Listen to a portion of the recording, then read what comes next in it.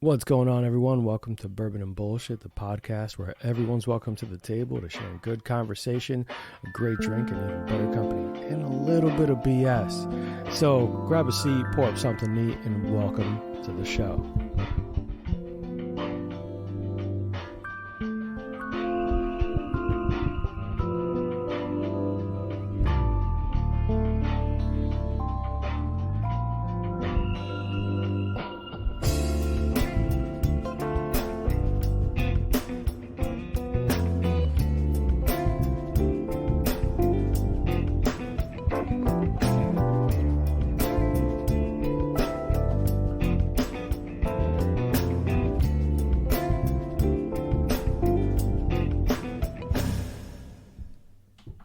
All right. Welcome to the show, everybody. This is a very special Feliz Navidad episode.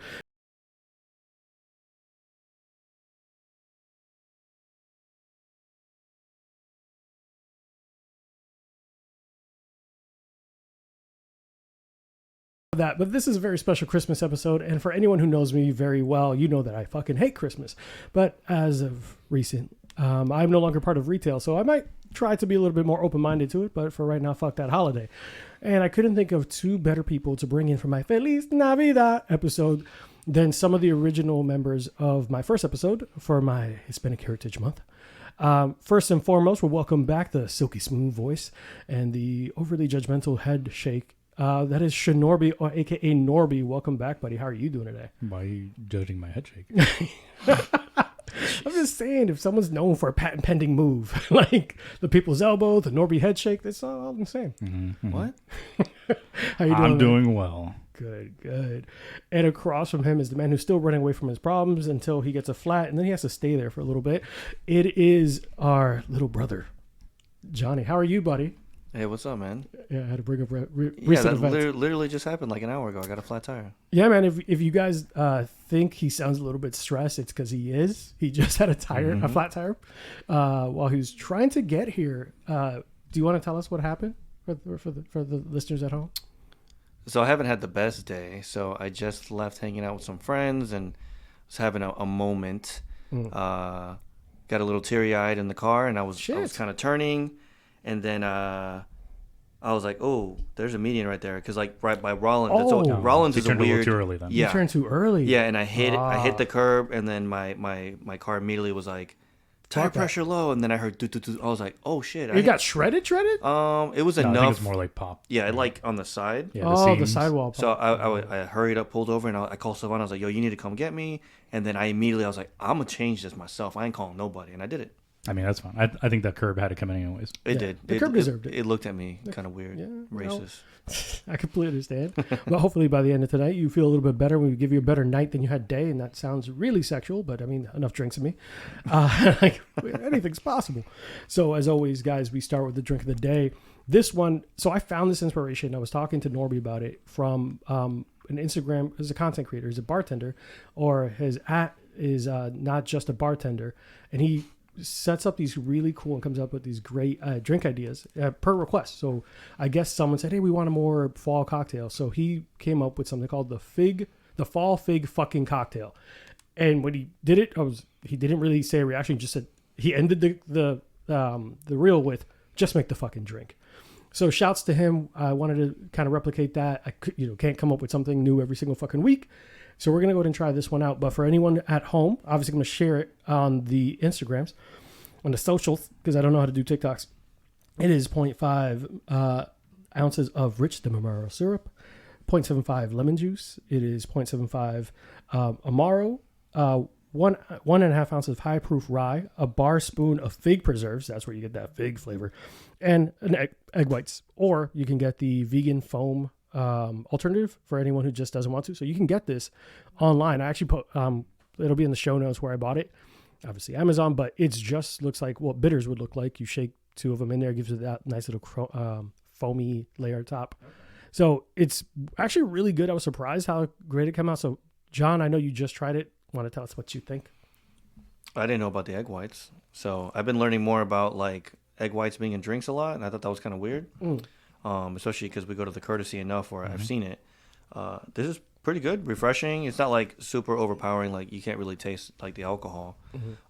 It doesn't. When you say fig, I think like fig Newton. Ooh. But it doesn't taste like that. It's not like a figgy taste. It's just kind of chill and refreshing. All right, I might put some more fig preserves in the next one. Yeah. I might double up on that. The helping. Honestly, I think it's good where it's at. Like, it's not overly sweet, not overly bitter. It's like a nice middle ground. That's it. The bourbon doesn't like hit hard or like mess with anything too much. Like, I think it's good where it's at. I would definitely order this. Like if I was out and I ordered this, I would definitely get another one. Yeah, I think the only thing is maybe like a garnish if you want to make it fancy. So here's the thing: I looked for figs, and figs are not in season or normal apparently in Publix and all the I places. feel like I shop. saw figs the other day. If you tell me where, because I want to make this better next time. Like a halal or Middle Eastern shop. Oh shit! They Yeah, got you're right. I should dates and probably hit figs. one of those. Yeah. Yeah. But I looked for figs, and when I walked into Publix and asked for figs, but it is the Publix by a college, where I'm certain they don't just have. Might be figs. more limited, yeah. Yeah. They're still gonna be like a fig. Never mind, man. I feel like I saw because like they usually when I see them they stand out because like they're very strange, not strangely, but like different. They're unique. Yeah. They're not your apples and pears and Exactly. oranges, which apparently pears are not Why'd you normal say for a lot of people. pears? I like pears. I eat pears a lot. Apples, bananas. and oranges. Yeah, I eat oranges. more pears. That's what I was trying to get at. Is apparently I eat much more pears than like normal people do. So it's like a normal fruit for me, and I guess that's a special fruit for others. It is like any particular reason? What? I just like pears. Okay. There's no other like Did your mom nectarines. get you pears as a kid? No, I'm the weirdest fat kid, man. I love fruit. Like all arrangements. I will eat pomegranates like it's going out of style. Whatever you hand me. Like dragon fruit? I get it. I get it. I love dragon fruit. See, yeah, fuck with dragon fruit. All right, enough of that. Shin, what you been up to, man, since we last had you on the show? I know people can find you on like Steam and on Twitch, but what have you been doing? Since the last time I was here, went on a cruise. Hell yeah! It was a lot of fun. It was very rocky, but like the weather was really bad, like windy, choppy. We were supposed to stop at Key West first day. They had to get aborted because we couldn't even like get close to the port. Yeah, because of how bad it was. Next day they were like, "Hey, we're gonna go to Nassau instead." It was supposed to be our day at sea, but like since we missed yesterday, here's Nassau. And then literally the morning I was like, "We're not doing Nassau because weather's still really bad." So, I mean, I was fine though. Like the entire time, like the ship was moving, I could feel it. Like there's literally times where I was like walking and like you got thrown a little bit. Really? Not terribly, but like a little bit. Like scary? No. Like it was like, think of it like almost like you're drunk where when you're walking, the floor comes up a little quicker than you thought it would kind of situation. Mm-hmm. So like it was a bit like that. I mean, it was a good. Honestly, the worst part was once I got off the ship, I got home, finally got a chance to relax, and I then got like crazy like vertigo. Oh. What? Have you had it before, or is it just sudden? Well, it was because of all the rocking on the ship. Like I was used to it because on the ship. So by the time we finally got home, like we took the train home. Oh, okay. Train was rocky as well. Got home, sat down, finally got relaxed, and then like the next day I literally called into work. I'm like, I don't want to stand. So up your right body now. got so used to like compensating for everything moving around. Yeah, That it just, almost like when you're on a roller coaster. Yeah. Like you go through roller coasters all throughout the day and stuff like that, and you get home, you can kind of still feel it. Yeah. Basically that, except I was on it for like 5 days. Fuck. And you see, every time I've gone on a cruise, I see people like, oh, I got Dramamine, blah, blah, blah, blah. I just go, have fun. But like, I've never been on a really rocky cruise. Honestly, it's not bad, especially because it's a big ship. So like, it's not gonna like be too bad. Like I know Ashley had her Dramamine patch like on the entire fucking time, and she like gave me one. I'm like, no, I'm not gonna do it. They make patches? Yeah, Like they're, nicotine? I like didn't know back that. here. Yeah, it's supposed to last a few days, but at the same time, like Dramamine makes me like drowsy. Yeah. So I don't want to like deal with that shit. Like, no, I want to be awake to drink. Yeah. I'm on this ship to drink.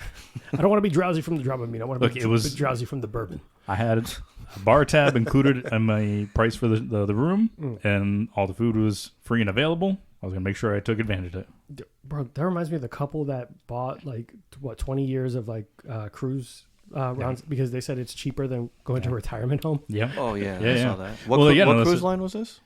The one I went on? Yeah. It was Virgin Voyages. So 18 and up only. I've been hearing so many good things about not having kids. children around. Yeah, it was good. Sign me up. It was crazy also. People were wild. What do you mean? People were wild. What happened? Pineapples? People were wild. No, you can't just say people There were were wild. stickers on doors and everything. Oh, that's hilarious. Yeah. Yeah. Old people want to fuck. Speaking of the villages, anything else you got going on? Jeez. Jeez. At the moment, not too much. Dealt with a runaway cat for the last week. Oh, I heard about that shit. Yeah. Fucking that scary shit. Yeah. And any shows, nothing? You're just vibing? I actually just watched Five Nights at Freddy's the other day. What did you think about it? Because of the context of the game, I liked it. But I can understand if someone came into that movie not knowing anything about the game, ever played it, ever seen anything like that, it's going to be a shitty horror movie for them. Oh, that would be me because I've never played the game. It's going to be a shitty horror movie because, like, it's not even, like, really horror. It's, like, they have, like, a bit of jump scares here and there, but, like, the jump scares are, like, callbacks to the game itself. Okay.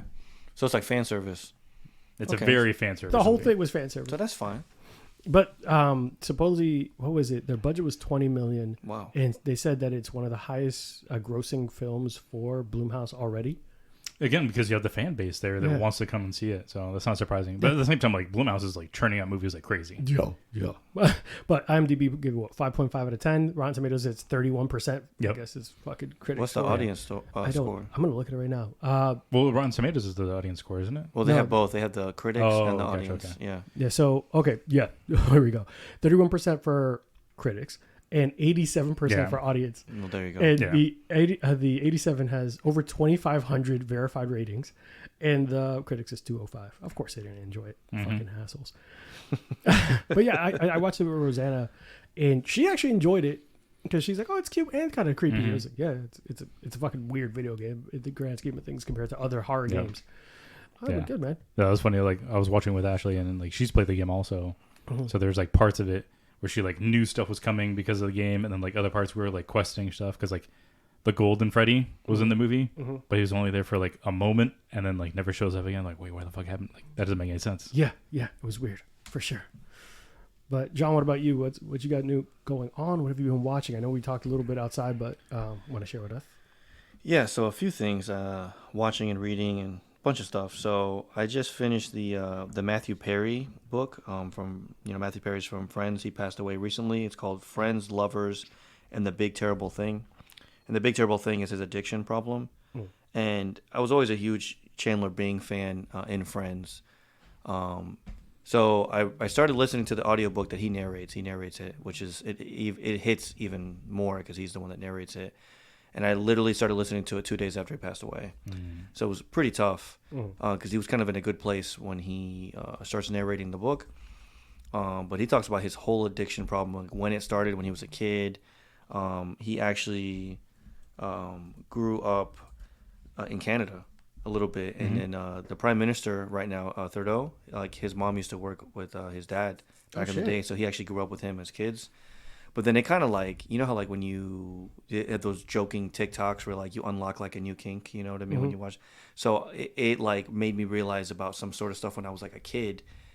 He always like he was starved for attention as a child because his parents divorced when he was young. And he just starts talking about making jokes as a way to like, we always joke about going through our problems, and he wanted always to be the center of attention. And that was very interesting to hear. Like when he said like, I joked a lot, so people would pay attention to me. I'm like, ooh. I sat there. I was like, did I write this? Right. And then he talks about like, he's like, I'm rich. I make tons of money, but I would rather be poor and not have this addiction problem. He's like, he said over $9 million on his addiction problem. Yeah. Jesus. Different rehabs. He had a colostomy bag at one point, engaged numerous times. He talks about dating Julia Roberts and how that was like, he broke up with almost every woman. He cheated on every woman he was with. Every single one. He just was, I mean, if you really listen to it, he wasn't the best person, but he admits it. Yeah. It's a really good story. I would recommend the audiobook if you're into Audible. And then I also, I just beat Cyberpunk for the first time. I never beat it when it first came out, but I beat the DLC, and I did the secret ending DLC. And man, Cyberpunk is just depressing.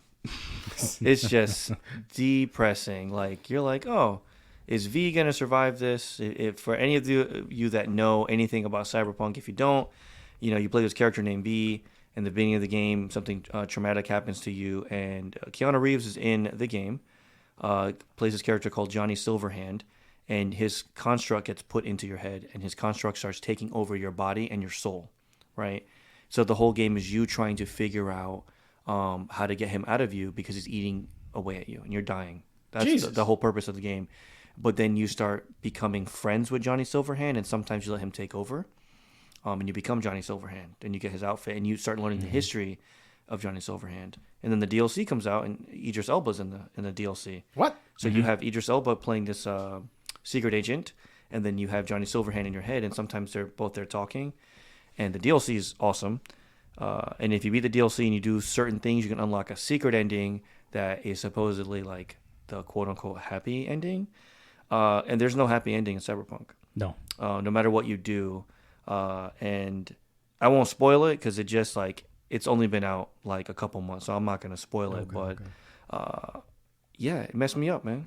Like what you're saying is not a happy ending, no matter what you do. It's complicated. It's not an easy answer, but we'll talk off. Yeah, but it's not. It's you'll be sad. Fuck. Right? You'll be sad, and then you're talking about a dystopian world to begin with, so it's not exactly you're gonna end up happy in either case. Yeah, you're not necessarily in the best spot. Like, but all right. Yeah. So, and then I everybody said it was controversial, the Attack on Titan ending. I watched the whole thing. I've been a huge Attack on Titan fan for 10 years, and I finished it. I cried, and I loved it. Is the show done? It's done. Mm-hmm. Oh, 100% shit. done. Yeah. They Okay. did added some extra scenes in the anime, and I enjoyed it. It's kind of like in the vein of Edge Runners, where it's not happy at the end. Yep. Again, dystopian world. Yeah, but I will argue Attack on Titan goes in my top 3, and it might be my favorite anime of all time. Really? Over Full Metal Alchemist and Hunter x Hunter and Bleach. I always felt that. Yeah, I thought Bleach and fucking Full Metal Alchemist Brotherhood were up there for you. Yeah, and that and Hunter x Hunter have always been in my top 3, but Attack on Titan, man. Yep. Man, that last one, it hit, man. It hit every heartstring, and I cried like a baby.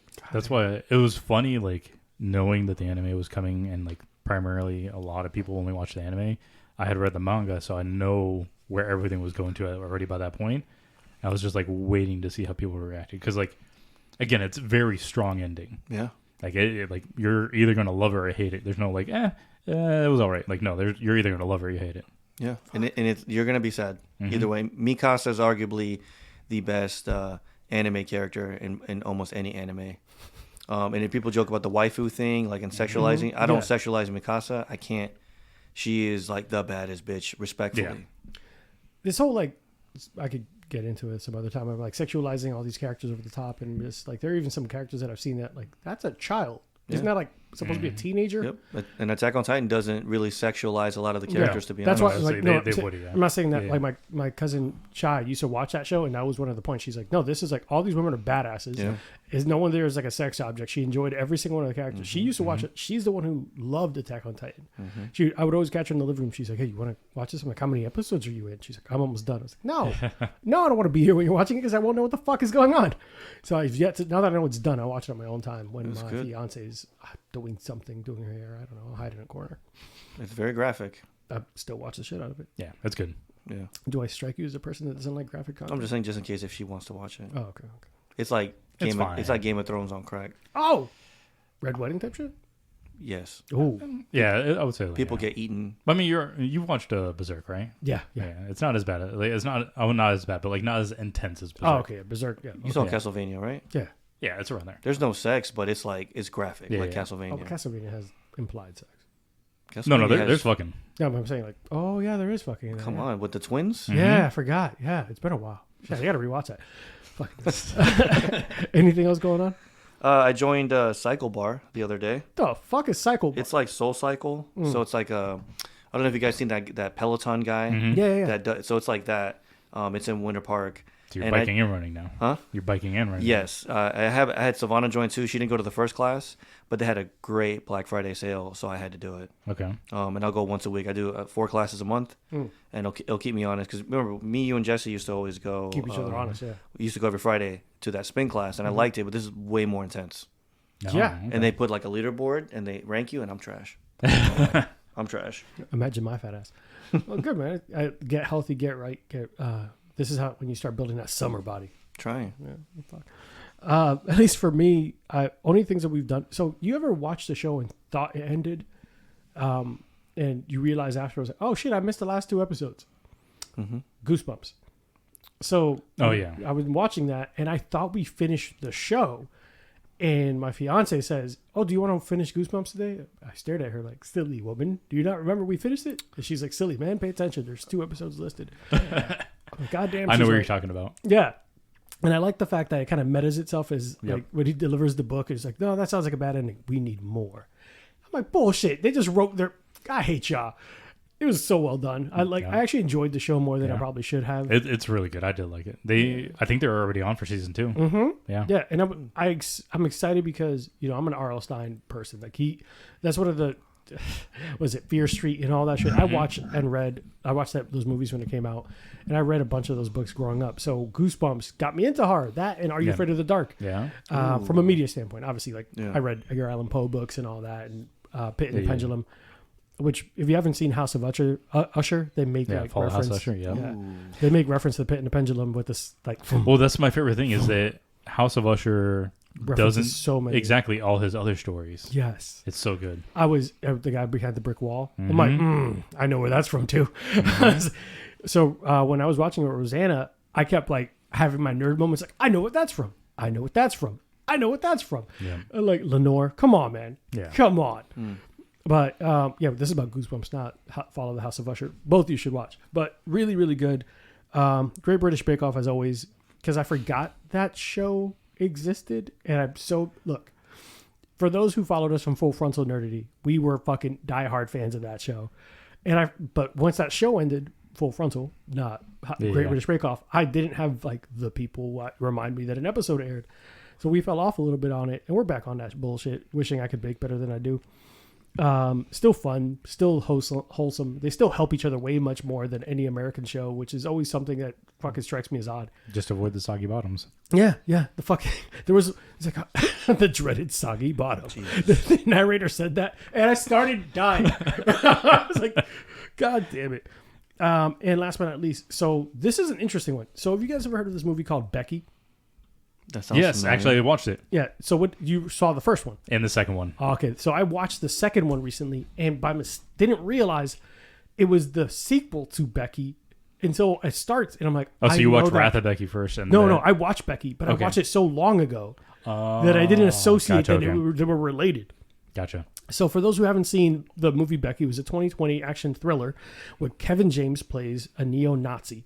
Yeah. That breaks into a house because he has something there, a summer home, where he kills Joel McHale and his wife. But there's a girl there, Becky, Lulu Wilson, who ends up being like our fucking badass Nazi murderer. And I thought that was done. I thought it was a one shot. We're never seeing this again.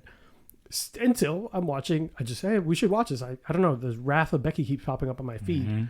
Click, start, and my fiance's like, don't we know her? And we looked up Wrath of Becky, and it says sequel to Becky. I was like, we saw that. That's crazy. So what's interesting about this movies is that they've been taking relatively always known for comedic roles like Kevin James, and now in this he plays a neo-Nazi, and he's fucking insane in the first one. Scary. He's not joking once. No, There's not a single time where this guy's who you expect from Kevin James, from fucking Mall Cop. No fart jokes at all. No fart jokes. No fucking stupid wrestling thing. No the current meme shit where he's shrugging. None of that's happening. He's full beard, bald head, neo-Nazi killing people. Yep. Yeah, this picture is pretty intense. I'm looking at Yeah, he looks scary. Yeah, he's scary as fuck. Well, and then even like Wrath of Becky. Sean William Scott. Yes. Stifler. He is the bad guy and aka cult leader of basically the Proud Boys. I was gonna say it's not a cult. It's more like Proud Boys, like nationalist assholes. Yeah, exactly. And he is exactly what you expect a Proud Boy leader to be. Yeah. And it was weird seeing him super serious. And then I realized how like his bone structure, all that. I'm like, this man could be really intimidating if he wasn't, in my head, a Stifler or the guy from Walking Tall with The Rock. Like, I love Walking Tall. It was a good movie. Classic. Yeah, so it was good to see those actors kind of have that range, or Dude's Where's My Car, all the comedic roles you know him for, and you had to shake that off and go, oh, he is not a nice person. Yeah, it was better than I expected it to be, and apparently part 3 is already coming on the boards. 100%. I'm excited because like the way Wrath of Becky ended. Oh, that's going to be interesting. Well, now I'm going to have to watch this movie. So if for anyone watching it, you have to understand, don't take it super serious. Yeah, go into it knowing that if these guys really wanted to kill this little girl, they could have. Well, to be fair, the character of Becky's not like, oh my god, like Macaulay Culkin, like setting up a house to like kill people. No, she wants to kill people. Yeah, she wants to cover herself in her enemy's blood. Yes, that is 100% like her personality. And like, it's not a situation where it's like, oh, she's just doing it for self-defense. Like, no, she's trying to find the worst ways to kill these assholes. She's actively hunting them at some point. And she went straight John Wick in the second one because she did it for her dog. Yes. She wanted her dog back. Yes, they killed that lady, but they stole her dog. And she's like, no. Like that. Yeah. So pretty fun moments in those movies. But I don't know. Like, if you haven't seen Becky, you should definitely check them out. Yeah. But guys, we're going to go ahead and take a quick water break. And while we are gone and rehydrating, by the time we get back, we're going to go ahead and pour up our first bottle of the night. So we will be right back. Sponsor of Bourbon and Bullshit, Big Bang Boom Collective is Orlando's burlesque and cabaret entertainment group, comprised of Midnight Fables Cabaret, Big Bang Boom Cabaret, and Foxy's Den. Follow us on Instagram at Big Bang Boom Collective, or join our VIP email list for info on upcoming shows by visiting www.bigbangboomcollective.com. All right, guys, and we are back. We're going to go ahead and pour up some of this Booker's. And I'm going to give you a little bit of history on the bottle. All right, guys? All right, guys. So I thought today would be a very great time to feature a bottle that we've mentioned in passing before. You might have heard it when we covered the Baker's bottle, Baker's 13 and Baker's 7 in the previous episodes. But this is Booker's Bourbon. So each Booker's Bourbon comes with a specific label and batch. So this one is from the Mighty Fine Batch 2023 edition. So this bottle's aged 7 years, 1 month, 10 days. Comes in at 126.6 proof. Little hot, but it's one of the higher ends of their proofs. So what's interesting about this, if you did not already know, Booker's is made in the Jim Beam Distillery. Booker's Bourbon is one of the small batch bourbons produced there. And Jim Beam Distillery is owned by Beam Suntory, a subsidiary of Suntory Holdings of Osaka, Japan. Having the highest alcohol content of the brands in the Jim Beam small batch, it is a cask strength bourbon, comes in pretty hot, but overall, very good bottle. So what's interesting about this one, this is the third release of Booker Bourbon's 2023 collection, and Mighty Fine Batch comes with kind of a little bit of a story. So if anyone who knew Booker, they knew that he liked the phrase mighty fine, and it was his go-to phrase when he was describing things he was satisfied with and happy. So this master distiller, Fred No, 7th generation master distiller of the Beam family, mentions and gives in great detail all the warehouses that they took percentages of this bottle from. So it's a bit of a mix. So 2% came from the 5th floor, 3% came from the 6th floor, 8% came from the 9th floor, 10% came from the 6th floor, and so on and so forth, creating this very unique, one-of-a-kind batch. It gives what is cited as a very lovely Kentucky hug.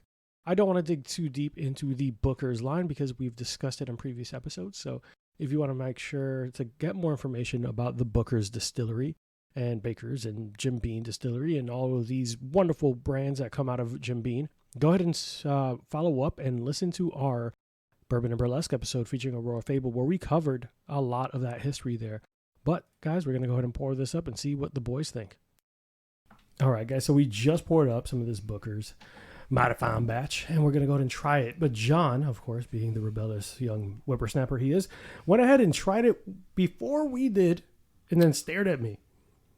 You sumbitch. So go ahead and tell us what you think of this high proof cask strength bourbon. This is a man's drink right now. This is a man's drink if you didn't know. Man, this, like it says on the box, this is what, uncut and unfiltered?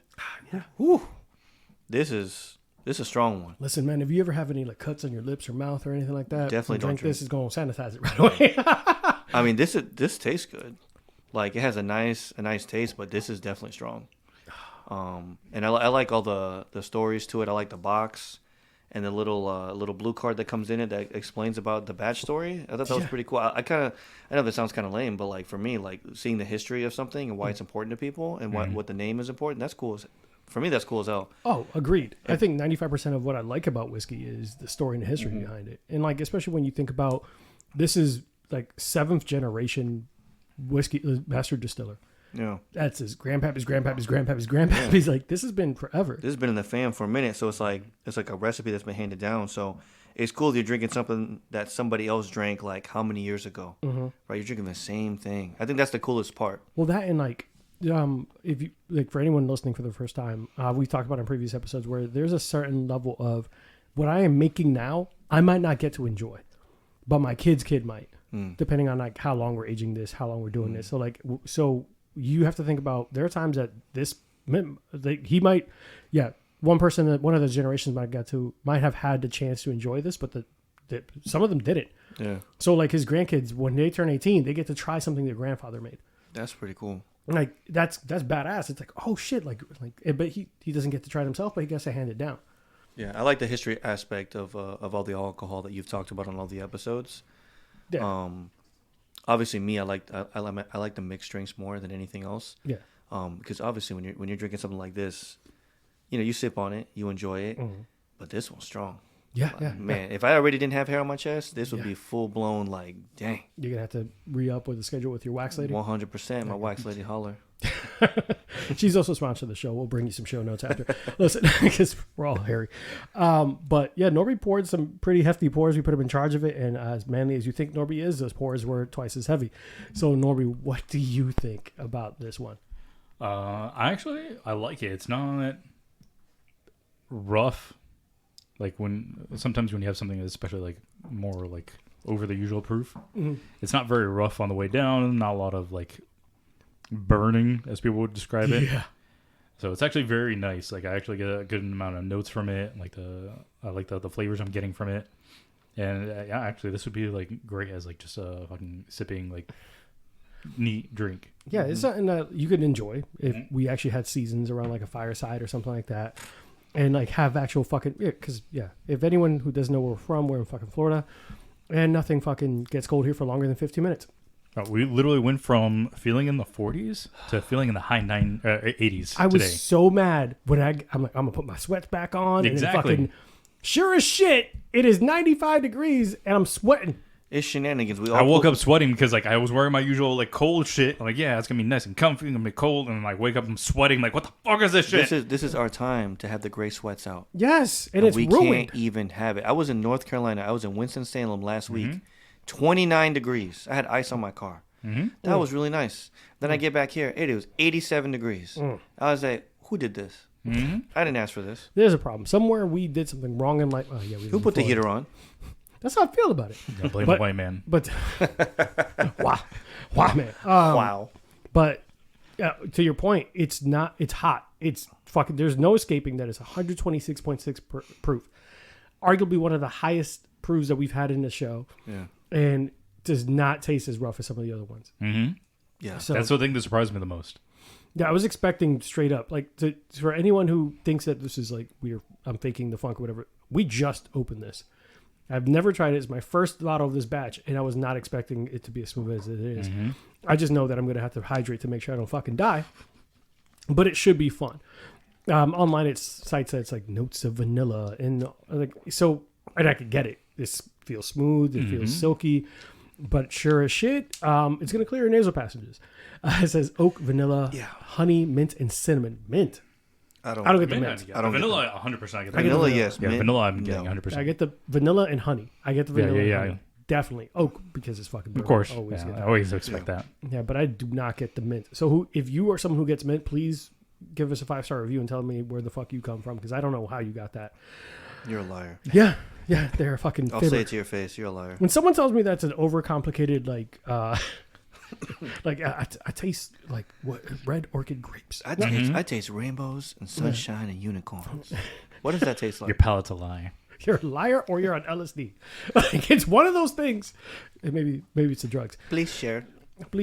But guys, we're going to talk about some, because we are on theme. So we have to stick to Christmas. And I'm trying my best, guys. I'm really trying to do this. Oh, John. Humbug. So today's episode, one of the questions I sent the boys before we got here, but we're actually, I got ahead of myself. We're going to go to my favorite portion of the show. It is That's Bullshit. we're going to go ahead and cover some wild and crazy stories, or either personal or what's going on in the world, and kind of discuss it, kind of stay topical, and whatever keeps me away from Christmas just a little bit longer. So, Norby, I'm going to let you open it up because this one's a fucking interesting one. And before anyone bitches, this is not a political conversation. This is just fucking crazy. Norby, go ahead. All right, so we're going to start with George Santos. Oh, yeah.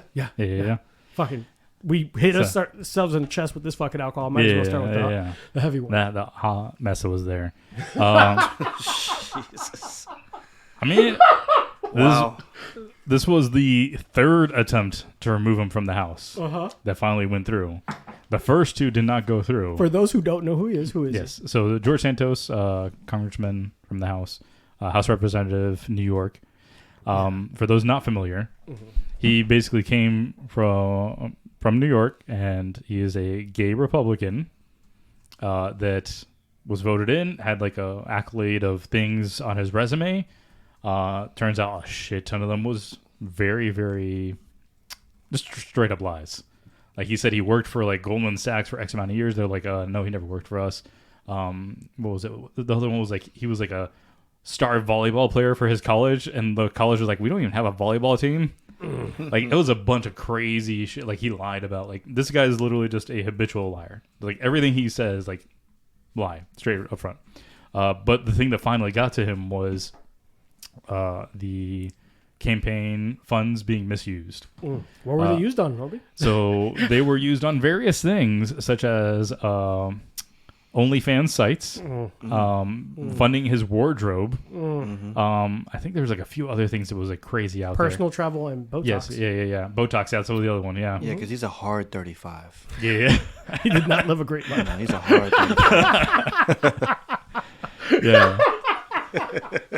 So, but the thing that was funny is, like, again, this is the third attempt to get him out, and this is finally where, like, they needed 290 something votes to get him out. It ended up being like just over 300 that came through. 311. Yeah. So like it was enough Republicans basically crossed the line and basically say, okay, this shit's enough. And for those not familiar with it though, before this vote came up, like the second one already came through. He skated by. He was in the clear. Second vote went through. And then for some reason he got in his head that people were after him. He did like a 4-hour live stream on, I think it was either Facebook or something like that. He did a 4-hour live stream where he just started going off, and not just off on random people. He started going off on Republicans, saying like, oh, they're doing crazy sex shit and like this stuff and like blah, blah, blah, and like attacking his people. I did not know that. Him. Yeah, they're literally keeping him in office because they need him because they have that narrow margin. And eventually that just got to the point where people were like, yeah, that's enough. We're done with this shit. So you want to hear some more of his lies? Oh, I mean, go for it. He allegedly swindled a disabled vet whose dog was dying. Yes. Wow. He claimed that he was reimbursing himself for loans that he took out. Yep. Okay. You gonna talk about his mom? No. What about his mom? Oh, you don't have that on there? No. I'm going through the list. He might be out there. His mom, he said that his mom was a September 11th survivor. What? When she was nowhere near it, and apparently one of the things I heard today was like she wasn't even in the country when it happened. What? Yeah, Mr. Santos is just the 6th lawmaker and the first Republican to be expelled from the House in U.S. history. Yeah, the other ones were fucking Confederates for the most part. He may have ripped off an Amish dog breeder with a bad check. Politico reports that in late 2017, a checking account on Santos' name wrote nine canceled checks to 8 different accounts by a dog breeder. Yeah, I think like one of the other things that came up also is like his roommate. His roommate was like, dude, this guy's like writing shit in my name. Like he was like stealing his roommate's identity to like get credit and shit. Stop. Oh my God. It.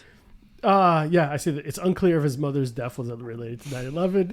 His grandmother, who was definitely not a Holocaust victim. He said his grandmother was a Holocaust. Yes, because that's the other thing is the district that he came from was like primarily like Jewish people. Yeah, and so he was trying to play that Jewish angle. He's nowhere near Jewish. Like nothing. Oh my God! Apparently, according to genealogy records reviewed by CNN and The Forward, this does not apply to his family. There's no signs of Jewish and Ukrainian heritage. Exactly. Like he literally ran on a platform of like, I'm in a Jewish district. My God! And he did not have employees who died in a pole shooting. He claimed that? Yes, that's the other thing. He said he knew people he worked with and at the pole shooting, and people were like, who the fuck are you? Oh my God. Yeah, like he was like, it was ridiculous. But again, his niece did not get kidnapped. Again, these are all things that came up. No, go ahead. I was gonna say, like, these are all things that like came up, and he somehow survived like the first 2 votes. But then when he started attacking his Republican colleagues, that's when we're like, all right, that's enough. That's you crossed the line. The fact that he said all this and no one like said, wait a minute, this sounds really wild. We should not. And you know what his defense was, right? What was his defense? Everyone lies on their resumes.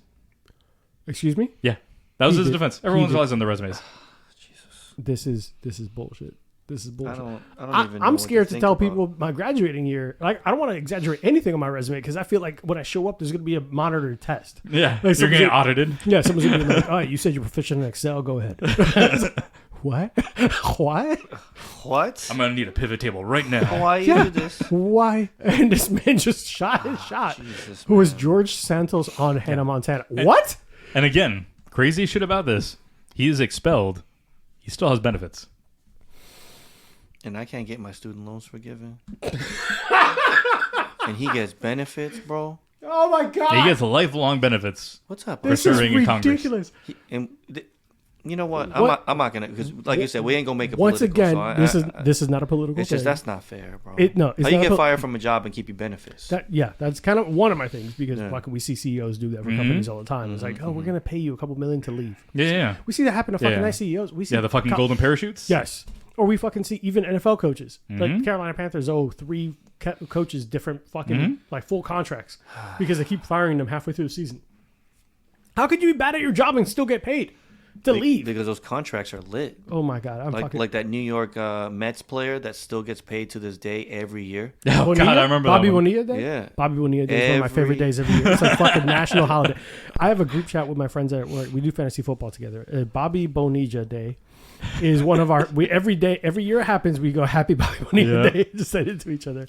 My boy sends me that every time. He's 60 years old and he's still getting paid by the Mets. Yeah. I want you to know that the last time he paid for the Mets was like, what? In the 90s? The finesse Was is it? real, bro. That Yeah. contract was nice. 86. I was gonna say it wasn't even in the 90s, You was said it? 86?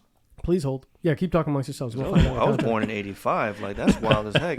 And here's the thing. Like, George Santos, like, I like representation because, like, it matters. Exactly. But, like, when you get, like, a Hispanic/Latino person in there and they represent you and they just do some out-of-pocket stuff, I can't claim you. Yeah. It's like the Dave Chappelle, like, racial draft. Yes. Like, you can go somewhere with that. Exactly. You ain't one of us. Exactly. Right. All right, ready? Yeah. Bobby Bonilla, All-Star player, last played in 2001. Get out my Wait, face. 2001? 2001. Really? It is 2001. 2023. Do you want to know when's the last payment he'll get?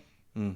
2035. Stop it. 2035. He'll be 72 when That's the payments end. That's lit. He gets every year, says paid as part of the deferred salary arrangement. The New York Mets have paid Bobby Bonilla a little bit more than $1.19 million each July 1st since 2011. The annual payments will continue until 2035 when he is 72 years old.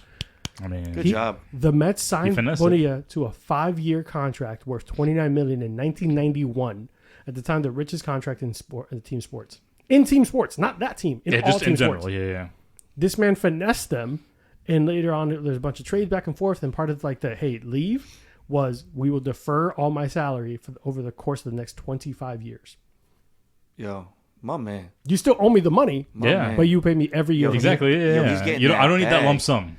See, I'm not mad about that. I'm mad about this guy gets fired and gets benefits. Yep. Like, if your contract, that's cool. You get paid, Yep. get that bag. You know, it's a just sports love league, but like we're talking about the government giving that- somebody yeah, benefits 'cause I pay and, for and- that. and getting fired. Like, I don't think that's cool, but whatever. I digress. Yeah, it's Like, I know that part of the reason why they do that is so some politicians can't be corrupted, but we're not going to get into that kind of show today. Yeah. Like, It's because all they still get good. corrupted. It's all good. Enough of that. John, what's your crazy story or something going on? Yeah, so like last time I was on here, I talked about Freddie Prinze Jr. and wrestling, right? So I'm just gonna keep the theme of wrestling with me. Yeah. For those of you that don't know, John No H loves wrestling, right? I've loved wrestling my whole life. I love WWE, AEW, New Japan, Ring of Honor, you name it. I go to shows, I watch it. CM Punk came back to the WWE after being gone for over 9 years and said he would never return. Mm-hmm. He got fired from his previous job at AEW. He threw hands. Fired for cause, yep. He threw hands? He threw hands multiple times. More than once, yeah. And then I guess if you can't throw hands in UFC, you could throw hands in in predetermined wrestling and then get fired. So he came back to WWE, said he would never go back, and they posted a picture with him and Triple H, and it said, "Hell has frozen over." Because he said he would never go back to that place because he got fired on his wedding day. Yeah. What? They sent him his fired papers through, like, let's just say, next day air. On his wedding day, he opened up the thing and his little letter, and it said, "You're terminated." No. You know it's McMahon. Oh yeah, you're fired. Exactly. So, yeah, and he said he would never go back, and then he didn't do anything for wrestling for years. AEW convinced him to come back to wrestling, and then there was a bunch of drama for all the years he's been in AEW for the past couple of years. So he came back at Survivor Series at the very end of the pay-per-view, or as WWE calls them, premium live events. And the whole internet broke. I broke because I saw it, and I got really upset. I did too. Because he's going to take away a lot of stuff from some younger talent. Because CM Punk will sell tickets and will put butts in seats, but, bro, come on, man. Yeah. Like, he's one of those guys where he's already shown. There we go. Exactly.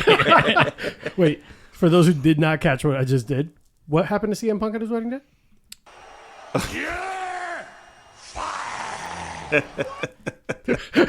Sorry, I had to do it for you. That's a But good like one. going back to AEW, like he was brought in not because he could put butts in seats, but it was also he was supposed to be there to like help the younger people build themselves up, get the understanding and shit like that.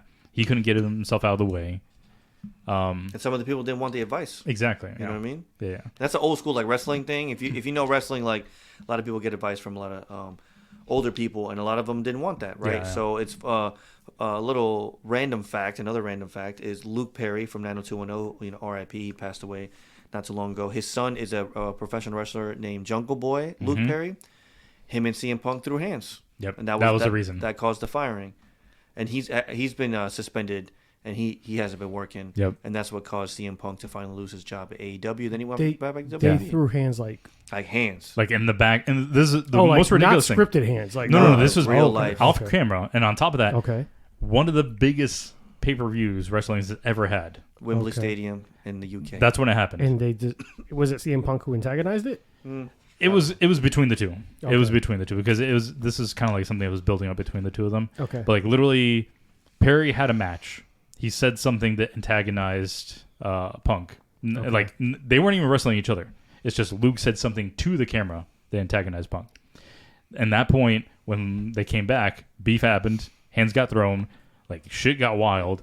And Punk was supposed to come out for a match with Samoa Joe.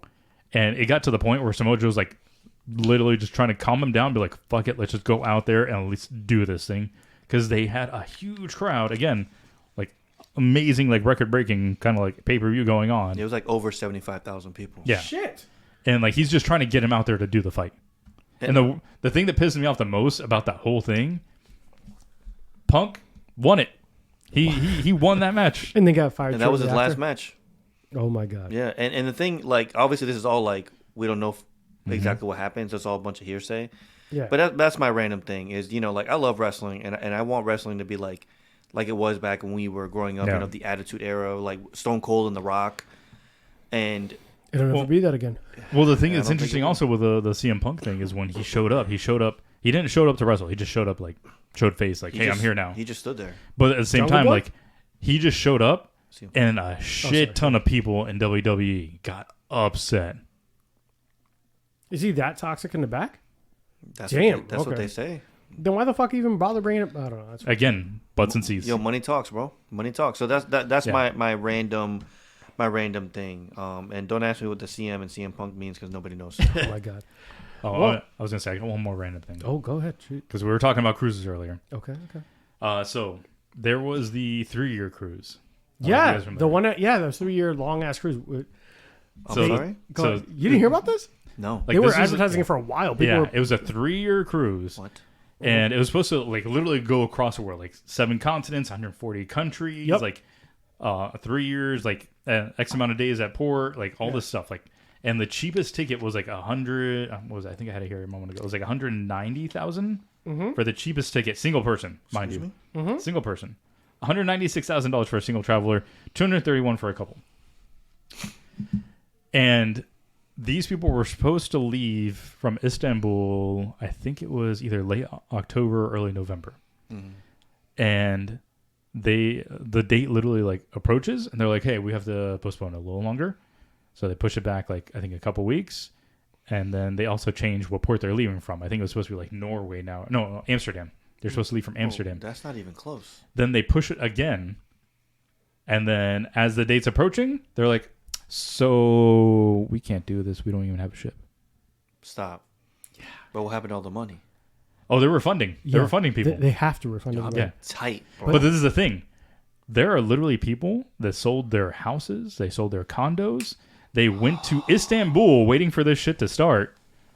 They went to Turkey? They went to Turkey. They went to Amsterdam waiting for this shit to start. They're stranded there now, waiting for their money to be sent back. Because they were going to plan 3 years of their life. Again, not being anywhere near their homes. Yeah, and sense. all the shit is supposed to, like, cruises you expect, like, I'm not going to pay for shit. It's all on the cruise. But yeah, no, apparently the plan for this, like, cruise line was that they were going to get a ship that was being decommissioned from another cruise line.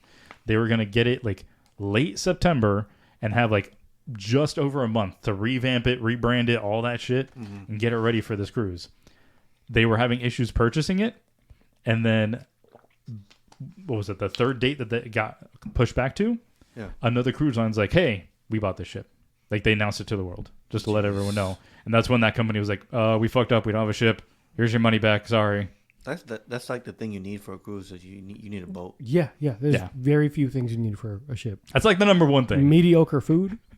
Unlimited bars. Mediocre food. The food's there mediocre. Yeah. Not everything. Honestly, even if this cruise went off, mediocre. I was going to say, if this cruise was off the way everything was sounding, Mediocre. I mean, for 3 years, it's going to be mediocre. But Yeah. I feel like it was going to be like hamburger helper every night. The one cruise I went on, Yeah. the food was lit. They're going to say it's sirloin steak.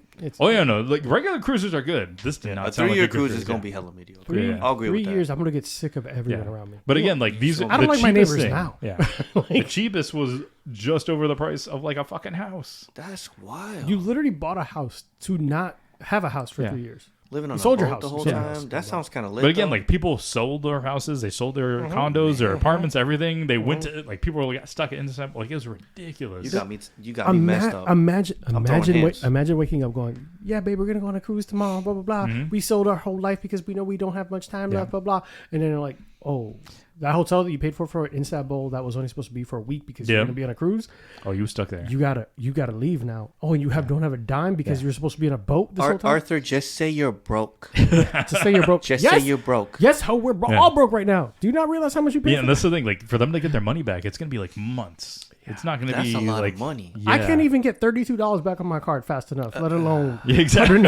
You want store credit? I don't want store credit. I want it back on my card. You want store credit? It gets ridiculous. Imagine the cruise line telling them, you want store credit? What store? Can Do I you see have your- a store? Can Let I me see see your the ID? store.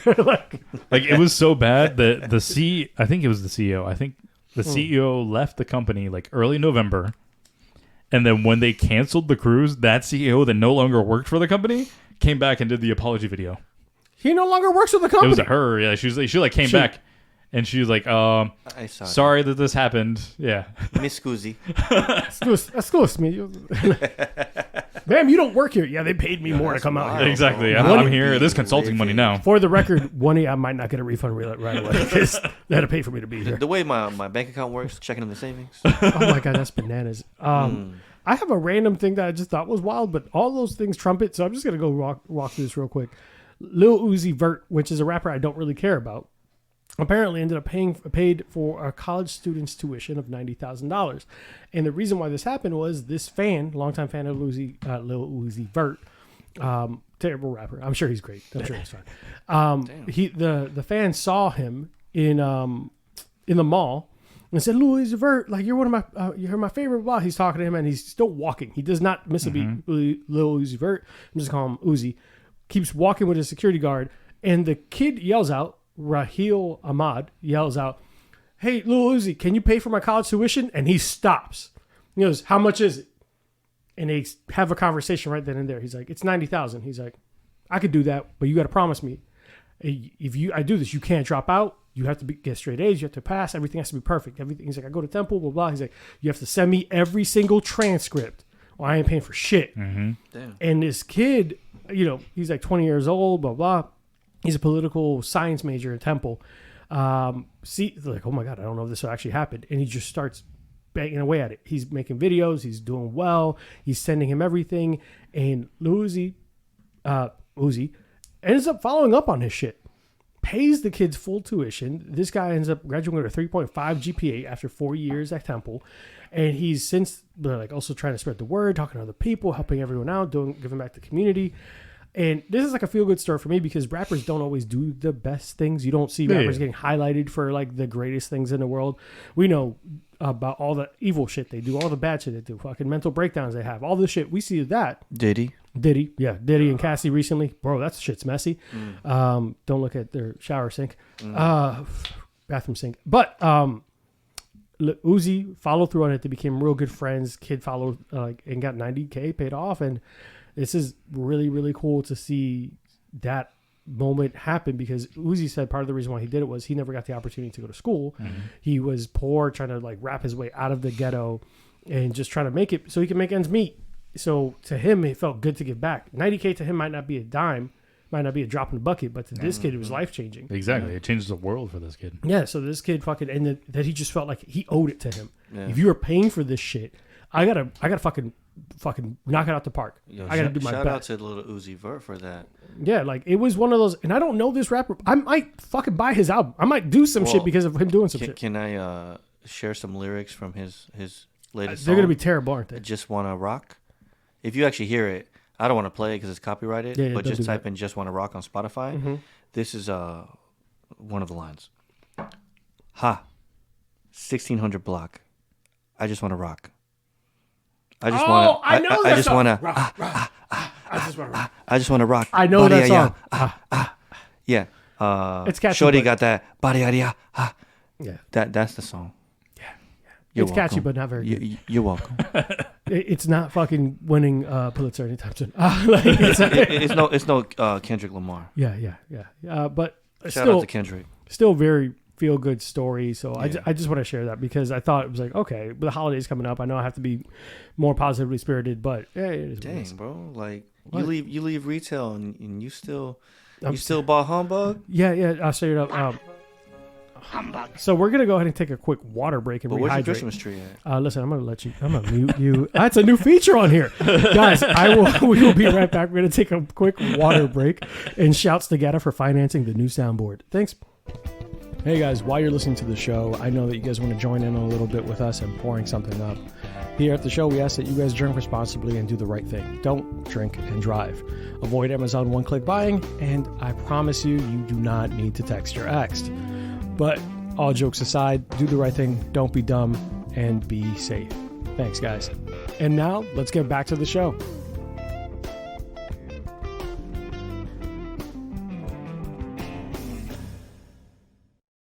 All right, guys, so welcome back to the show. This is going to sound a little weird because I got to compile a bunch of shit. Don't worry about it. It's new equipment. We're learning. So we are back here in the studio. We actually, if anyone has any ideas, we haven't named the studio. So, of course, John had to complicate things, and now I have to think of a fucking name of a studio for the next week and a half because it's going to be in my head. Yep. Get in the comments. That's why I did it. Just like you should make your Patreon. Oh, we're doing that now. Okay. Oh, we're going to talk about that. Cool. So back on topic, we're going to go back into the Christmas topics. So these gentlemen were sent questions in advance, and I wanted to kind of get back on this Merry Christmas vibe, but because I'm Dominican, I really much more want to do the Feliz Navidad. And we're going to go ahead and start a little bit different. We're going to go ahead and drink some Coquito. This was made by Shin. I know there might be a secret recipe that you don't want to share with the kids at home, but if you want to tell us a little bit on it before you do. Feliz Navidad. All right, enough of that. Shin, go ahead and share with everyone what's in this. So this is a non-dairy coquito that I made. Would you say it's vegan? Technically, it's vegan by accident. Ooh, so you're having something that's vegan, Arthur? I don't I don't judge people's lifestyles, and I'm willing to partake. I think he's more focused on the non-dairy. Yeah. Chicken's not vegan? Chicken's not vegan. Damn it. So simple thing. I make a tea, if you can call it that, with cinnamon, cloves, star anise, a bit of nutmeg. Make a tea with that. That's make that as the base. Add that in with coconut milk, cream of coconut, of course. You got for this one in particular, it is sweetened condensed coconut milk and evaporated coconut milk. That's what makes the non-dairy part. Normally you have a regular evaporated milk and regular sweetened condensed milk. Shouts to everyone who doesn't drink non-human milk. Thanks, man. I appreciate you bringing this non-lactose, non-dairy Coquito for me, because I know it's specifically for me. John's whole ass trying to bring it back that it's vegan. Yeah, you always run your mouth about vegan stuff. I just don't want it shoved in my face. Is it not delicious? Live your life how you want. Is it not delicious? Live your life how you want. Did you take a sip? Do it in the privacy of your own home. Okay? What year is this? What year is this? But while we're sipping on this, and this is actually, I already sipped it. It's fucking fantastic. So really, I'm happy that you brought it. Thanks, man. I appreciate it. We're going to try some other, we're going to try Johnny's Coquito later, which is the inferior Coquito, I'm sure. It's the non-vegan one. Exactly. Yeah. It's the one. For your lactose the one with chicken in it? Is that one it definitely has chicken parm in it and gelato. What? Scott Pilgrim reference. Gang. Why would it chicken? Shout out to Scott Pilgrim on Netflix. I hate you. The biggest thing this reminds me of is not Coquito. It reminds me of tembleque. Oh! You know what? Yeah, you're right. Yeah, you're right. It's look, if you guys don't want the rest of this, I'll have the rest of this. Who asked you? It's my show. I ask me. So we're going to go ahead and talk about... Damn. Rude. You'll shoot your eye out, kid. So if anyone doesn't understand that reference, is from the old fucking A Christmas Story. It's a Christmas Story, right? Where this little fucking redheaded kid wanted a gun. He wanted a fucking gun. He wanted a BB gun. He wanted a gun. BB gun. He wanted a BB gun. And every fucking time he asked for it, everyone would reply with, "You'll shoot your fucking eye out, kid." It was like the Red Ryder or whatever that was called. It was like the most popular gift. But Norby, tell us about your favorite holiday Christmas gift that you ever got, or a gift you got that you were so hyped for, and then you're like, "Oh shit, I did shoot my goddamn eye out," because that's what happened in the movie. Spoiler alert. See, I didn't have anything crazy like a BB gun. My all-time favorite Christmas gift that I got was the Super Nintendo. Wow! Because that was the first console we had in our house, the like video game console that we had in our house, outside of the Atari that we got like as a handout from someone. I forgot, like I don't even remember who. But that was like the one that like we got, and like that's the one that started me on my like gaming path, because I got to keep it in my room. I stayed up way too late, snuck in like gaming sessions when I was supposed to be sleeping. Sounds like now. Yeah. It's like that's there's a difference. There's a difference now. There's a difference now. See, like now I give up sleep to play video games. Oh, okay. This man was online yesterday at 2 a.m. and I was like, I'm gonna go to bed. And I see that he is still on playing Warhammer. I want to jump in the chat just to be like, go to bed. But I don't know your friends like that. So I just stayed out of it. That's the text message I get from my wife. Really? Mm-hmm. Yeah, that makes sense. But Super Nintendo makes sense. Super Nintendo makes a lot of sense. I remember like most of what was the game on it that you were just like, I have to have The biggest one for that one was Mega Man X. Ooh, I was not expecting that. Are they gonna say like the Super Mario? Everyone goes Super Mario. Yeah, mine was Mega Man X. Wow, the Super Mario All Stars is like. Who got it for you? What's that? Your parents got it for you? Yeah. Yeah, it was like one of those like mira coño here, like just shut the fuck up. 100%, yeah. Because like even then, like back then, the shit was so expensive. Yeah. Did they regret getting it for you because of how attached you were? Expensive. I don't think so. They probably regretted like the shit I like again like sneaking to play instead of sleeping and shit like that. Yeah. What was your least favorite gift that you ever got? Oh, I remember this one vividly. I love that we remember the negative better than the positive. I remember because this, like to this day, it breaks my heart. Oh shit! Because like looking back at it, I'm like, God, I'm a fucking asshole. So it was the lady that like babysat me, like. So like nice we came over, and I remember because like my sister got like a music box. It was like one of those that had a little ballerina, like turn the. She got one of those. Yeah. And then my gift was socks, and I threw the biggest fit. I'm like, Damn, bro. socks? What kind of bullshit is this? She got a music box. I got fucking socks. Like, I threw like a huge. How old were you? It was probably like 8, maybe 9. Oh, so you weren't old enough to know better. No, exactly. Okay. You didn't throw this fit like. But again, like 16. retroactively, like looking back on, I'm like, oh man, what the fuck I'm was that? disappointed. Yeah. So what did I have like the opposite answer. What did the lady say? Oh, she was good with, like, she understood it. Like she was like, oh, he's a kid. He doesn't fucking like yeah. But like, yeah, no, it was one of those, like, I felt very bad. Like looking back, I'm like, oh god, I'm the asshole. Did you reach back out? Like, hey, I really like those socks. Like as an adult, just... I've never brought it up. I've seen her since then. Like I remember, like I literally, she was over at my parents' house like maybe last year, and like she saw my daughter and everything. Like it was good, like talking with her. But like, yeah, I didn't bring like, sorry about the socks. I wish you did. I wish you did. Now you have to do it. Now you. I want to follow back up on this conversation. Were they like white tube socks? 100%. White tube socks. It was like one of those like super like basically like Walmart, like the Hanes or Fruit of the Loom. Yeah, exactly. Like that big pack of them. The thick cotton ones that are way too warm to wear down. Oh, fuck me. That's tough.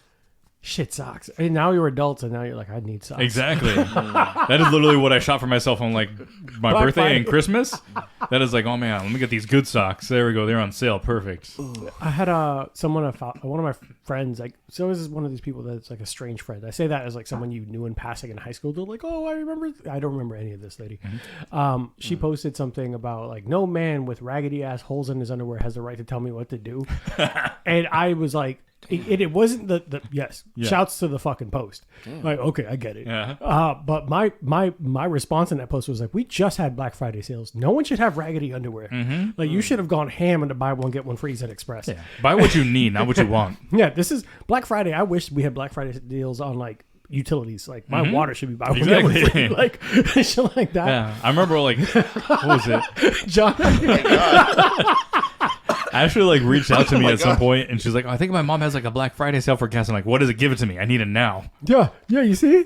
Like I bought a bunch of like underwear, and like we have a mutual friend, John and I, that works at Under Armour.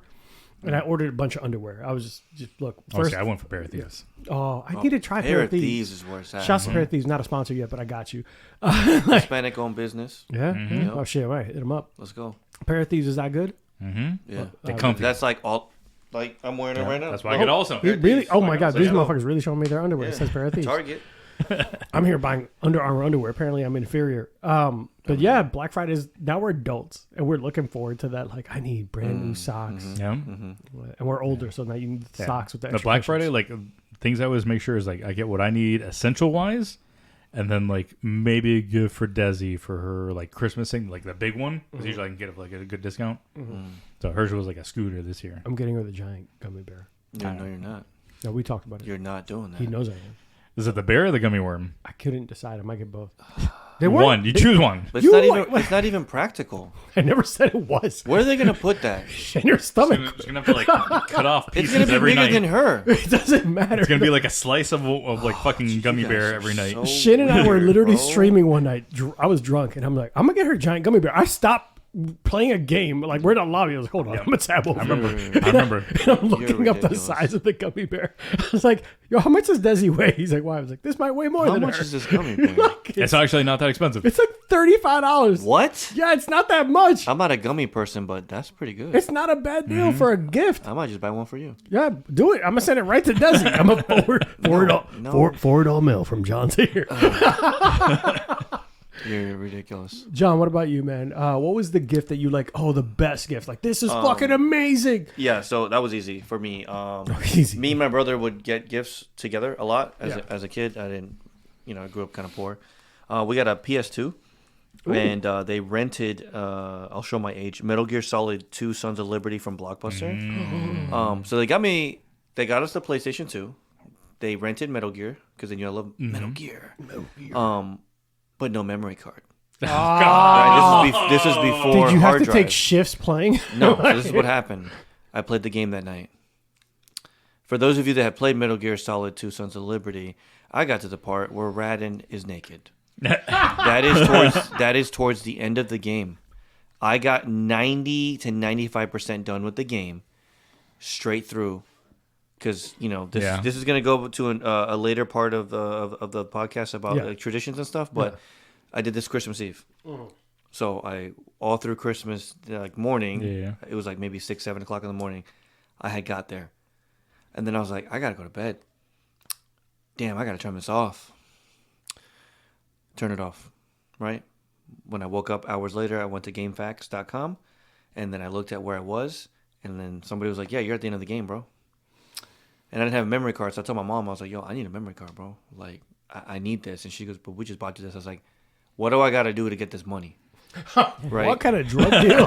What kind of peddling? So we figured it out. Let's work something out. I finessed another family member to get me a memory card. Okay. And then I was able to, that weekend, beat Metal Gear. Because I explained to my mom, I was like, I can play these games, but I can't Save it. I can't save it. So she's like, "Oh, that sucks." So Do you want me to get sleep again? Because this is how I don't get sleep again. and then I was able to do that. So that was one of my fondest memories. Me and my brother both played Metal Gear 2. Were you the brother who hogged all the fun? 100%. Oh, But I was also the knew brother would finesse my little brother into. I'd play like an RPG. Did you unplug his controller? No, I'd be like, "Can you go level up for me?" And I'd give him the controller, and I'd come back like 2 hours later, and I'd be like 12 levels higher. Yo, that's why he's good at that shit, huh? Yeah, Been training that kid. Yeah, I've been training him since he was. Shout out to my brother Alaric, who's now like bigger than me. You send him out to grind for you. Even though he's my little brother. Yeah, I'm like, here you go. And then so that was my fondest memory. Was getting a PlayStation 2 for Christmas. Yeah, that makes sense. PlayStation 2 was just reminded me today. I was at Maple Street Biscuit Co. And they always ask you random questions place is instead of good. yelling your name. They're like, "Oh, what's your favorite Christmas gift?" And I just was like, PlayStation 2. And when someone yelled, "Order for PlayStation 2," I saw like 3 people look up. And all of you are old like me. Like, you're old. I was able to like. It's a great system. It was great. It was a classic, man. It was a banger. Yeah. I don't even like PlayStation 3 as much as I like PlayStation 2, or at least I don't associate as good memories. Is that weird? I think there's less time between them. That's probably why. Yeah, it might be. Between 3 and 4? Yeah, it wasn't as fond memories. So what was your worst, John? What was your worst gift? Or what was the gift that kind of let you down? So I have 2. Ooh, tell us. But I want to go opposite of what Norby said. I actually wrote down "never let down, always grateful." I literally wrote that on here. I got socks one year, and I know we were struggling that year. My sister had got a snow globe, was very ungrateful about it, lost her mind. I got socks, and I saw the way my mom looked at me when she gave me the socks, and I was actually grateful because I needed socks. Because I'm a runner, I need socks all the time. But I saw that it was a tough Christmas. Like the tree wasn't even like the tree wasn't treeing. You know what I mean? I could tell it was tough, so I was always grateful because I knew we didn't have a lot growing up. So I was just always like happy to get anything, a card, $5, whatever. But probably one of my worst Christmases for me, bad memory wise, is I'll get a little personal. So 2019, my dad passed away. He was big on Christmas, so it was tough. That Christmas was tough because he wasn't there, and he made it like very special.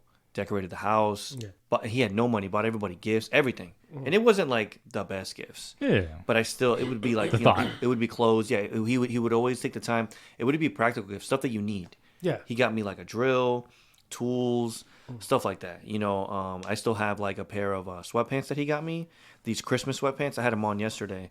The moment it got cold, you pulled them out? Yeah, I was like, here you go. It's Christmas time. Let's go. He actually had the whole family wearing them. So that was like, I'll go that route. Like, I've never really been let down for Christmas. Like, I've always been, I came from nothing growing up. So I was always just very grateful to get anything at all. I commend you for that. Because there's like, and I know it's tough, especially around this time of year. Like, I commend you for that. Because there are moments, like, especially my dumbass, like, you get older and we talked about it multiple times, where you don't realize what your parents were doing at the time. It's like I've said some out of pocket shit. I'm like, this is why would you get me this? I'm like, I don't want this. Like, hell, there was a year, and I didn't mean to. And obviously, I don't work retail anymore, so fuck it. But you work retail. By the time you get to Christmas, you're fucking exhausted. And you're 100%. So like, I feel that.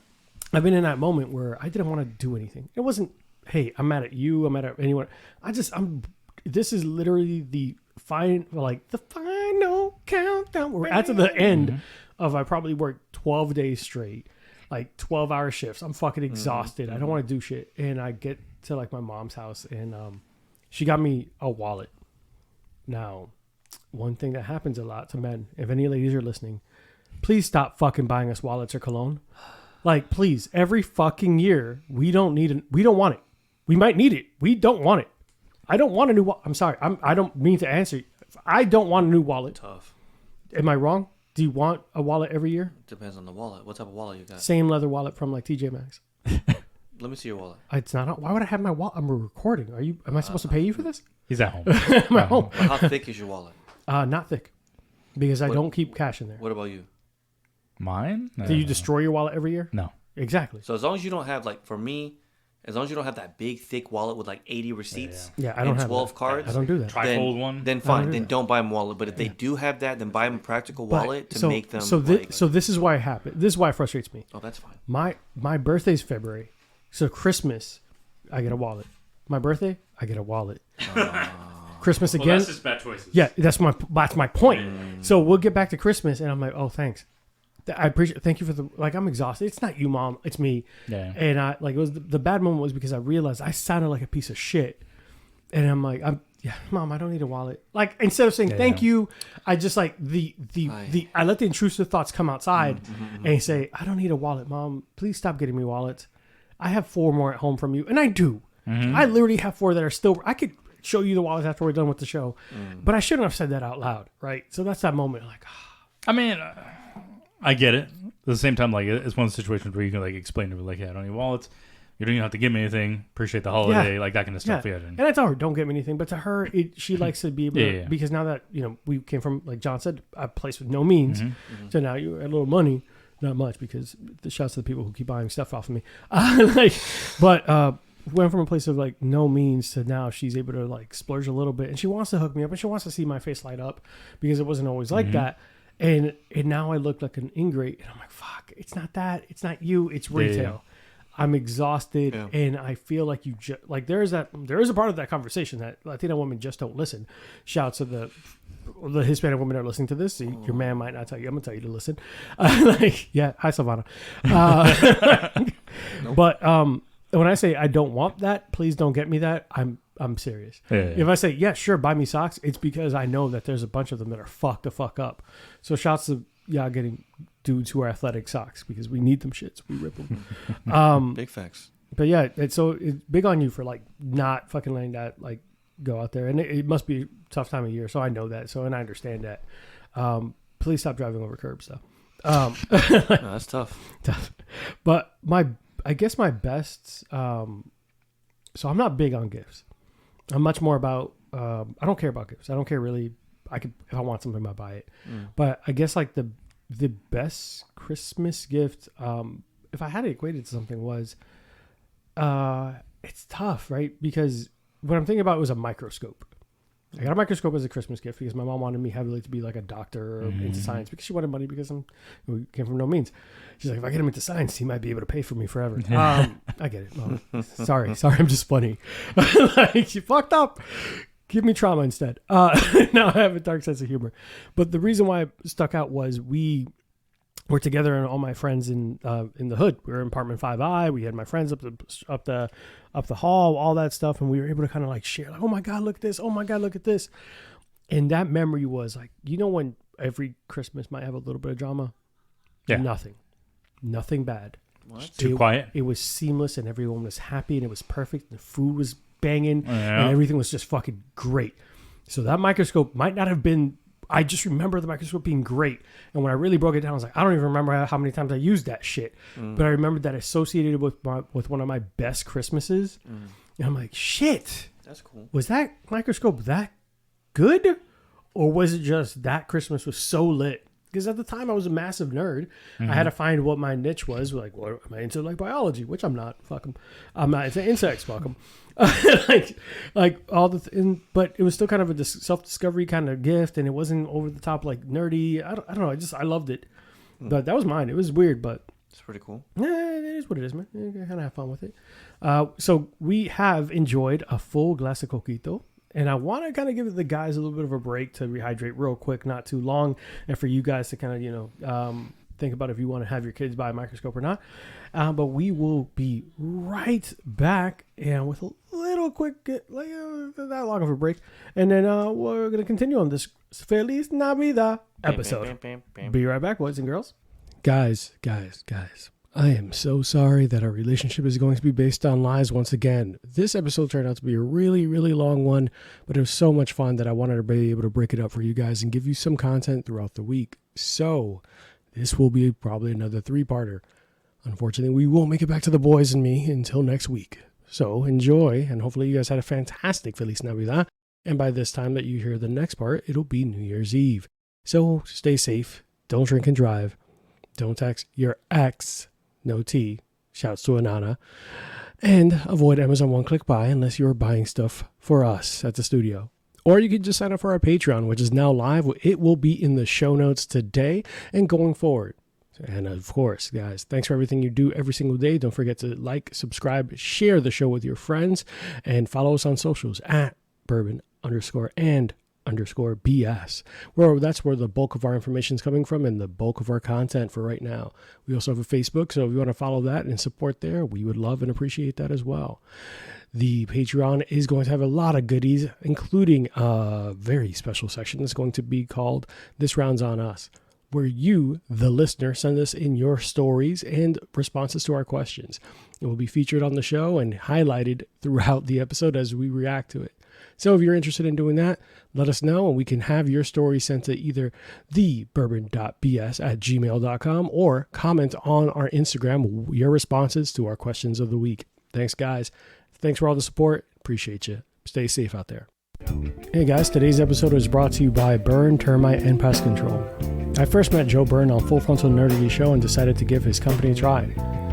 They have been the best pest service I've ever had. From flexible scheduling, attention to detail, fair pricing, and everything you love about a small business, I highly recommend Joe Byrne and Burn Termite and Pest Control. It's a family-owned and operated business with over 30 years of experience in termite and pest.